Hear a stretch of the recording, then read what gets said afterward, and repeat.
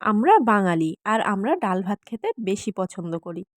তো সেরকমই একটা ডালের রেসিপি নিয়ে আমি চলে এসেছি।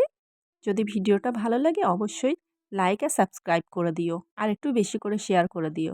তো আজকে আমি এখানে মুগ ডাল রান্না করছি। আমি ১৫০ গ্রামের মতো মুগ ডাল নিয়েছি। অল্প করেই আমি রান্না করছি।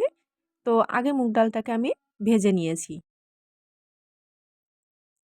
তো এটা আমি প্রেশার কুকারে রান্না করব যাতে করে তাড়াতাড়ি হয়ে যায়। তো ১ম এ আমি ভালো করে ভেজে নিয়েছি। আর যেই হালকা একটু স্মেল আসবে সেই আমি এটাকে আবার জল দিয়ে ধুয়ে নিয়েছি। তারপরে গরম জল এর ভিতরে ঢেলে দিয়েছি। আর আমি এখানে ১.৫ কাপের মতো জল ইউজ করেছি।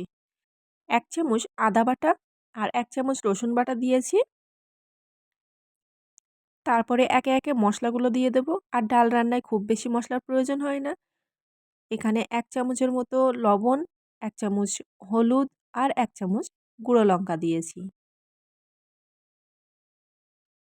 ২ টো কাঁচা লঙ্কা দিয়ে দিয়েছি। এতে করে ফ্লেভারটা একটু সুন্দর হবে। আর অল্প পরিমাণ পেঁয়াজ কুচি দিয়েছি।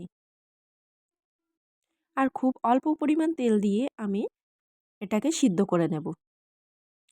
আর এদিকে আমি মাছের ২ টো পেটি আর একটা মাথা রেখে দিয়েছি, যেটাকে আমি অল্প পরিমাণ তেল দিয়ে ভাজা করে নেব। আগে থেকে নুন আর হলুদ লাগিয়ে রেখেছিলাম মাছের গায়ে।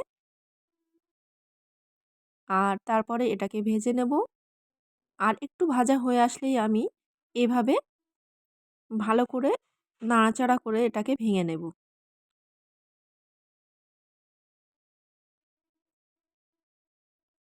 আর এতে করে কি হবে, মাছের যে কাঁটাটা থাকবে সেটাও কিন্তু আলাদা হয়ে যাবে।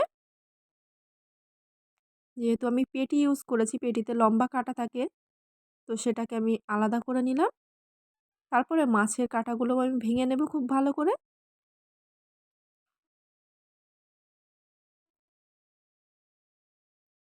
আর তারপরে এটাকে খুব ভালো করে ভেজে নেব। এইভাবে ভেঙে নিলে তেলটাও কিন্তু ভালো করে ভিতরে ঢুকে যাবে আর ভাজাটাও খুব সুন্দর হবে। তো দেখো এখানে আমার ভাজা মোটামুটি হয়ে এসেছে।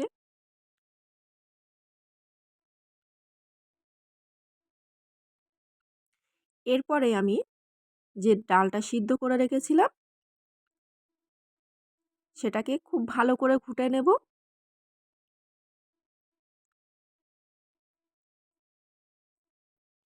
এরপর আমি ডালের মধ্যে ভেজে রাখা মাছগুলোকে ঢেলে দেব।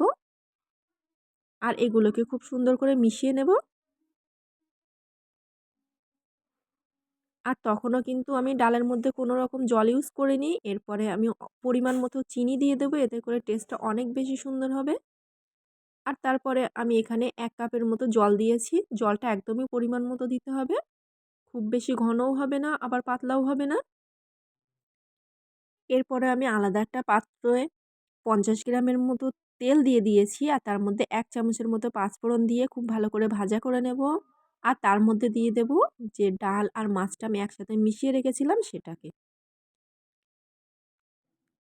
এরপর এটাকে খুব ভালোভাবে আমি মিশিয়ে নিয়ে তেলের সাথে যখন ফুটে উঠবে তখন আমি মরিচের গুঁড়ো দিয়ে নামিয়ে নেব। আর এখন ডালটা কিন্তু একদমই খাওয়ার জন্য রেডি হয়ে গেছে।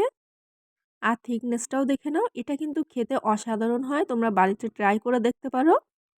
আর ট্রাই করলে অবশ্যই কমেন্ট করে আমাকে জানাবে।